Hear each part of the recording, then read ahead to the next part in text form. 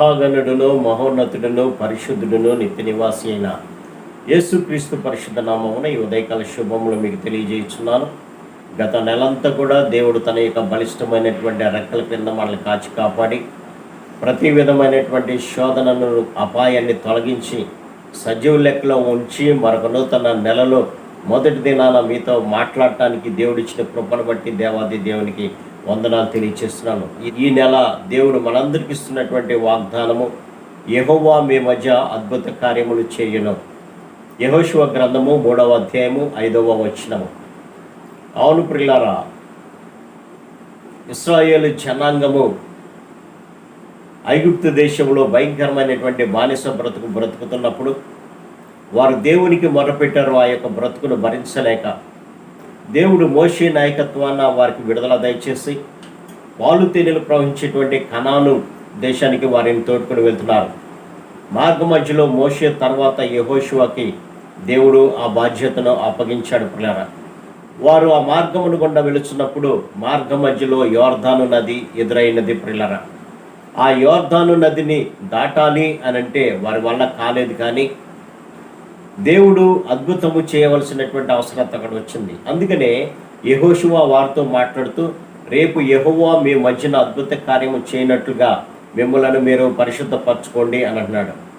కాబట్టి వారందరూ కూడా తమను తాము పరిశుద్ధపరచుకొని వారు ఎదురు చూడబట్టి దేవుని యొక్క మందసాన్ని చేతపట్టుకొని వారు ముందు నడుస్తున్నప్పుడు యాజకుల కాళ్ళు ఎప్పుడైతే ఆ యొక్క నీటిని తాకేయో యోర్దాను ఆరిన నేలగా మారడము, ఇశ్రాయేలు జనాంగమంతా కూడా దానిని దాటుకొని వెళ్ళడము, ఆ తర్వాత వచ్చేటువంటి యెరికోని కూడా వారు జయించి పాలు తెన్నెలు ప్రవహించేటువంటి కణానికి వెళ్ళినట్లుగా మనం గమనించవచ్చు. అయితే దీని నుంచి ప్రభువు ఈ యొక్క నూతన నెలలో మనతో మాట్లాడుతున్నటువంటి మాట ఏంటంటే, దేవుడు ఈ నూతన నెలలో మనందరి జీవితంలో కూడా ఒక అద్భుతాన్ని చేయబోతున్నాడు.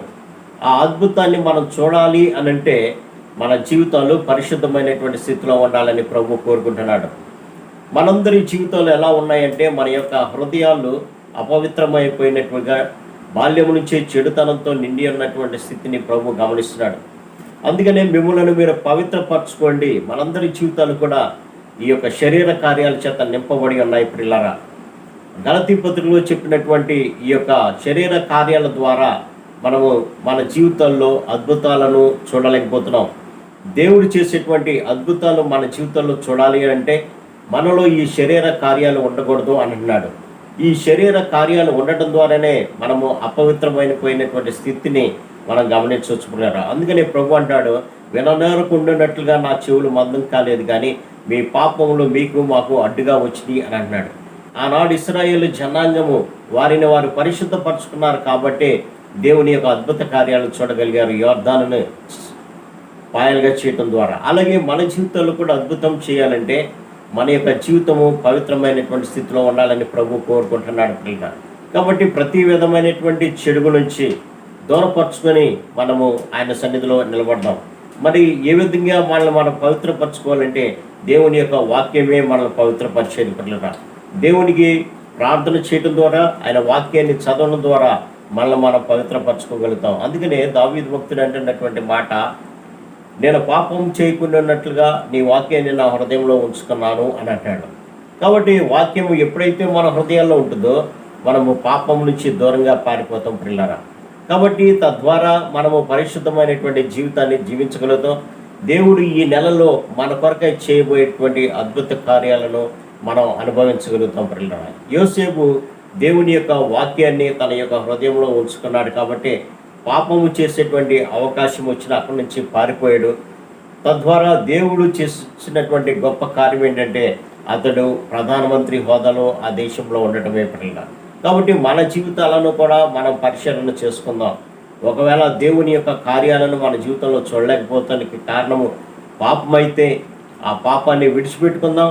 ప్రభు సన్నిధిలో చేరి గోజాడి, అయ్యా నాలో ఈ పాపం ఉంది, దాన్ని నాలోంచి తొలగించి నన్ను పవిత్రపరిచి నీవు చేసేటువంటి అద్భుత కార్యాలు నేను కళ్ళారా చూడగలిగినట్లుగా సహాయం దయచేయని ప్రార్థిద్దాం.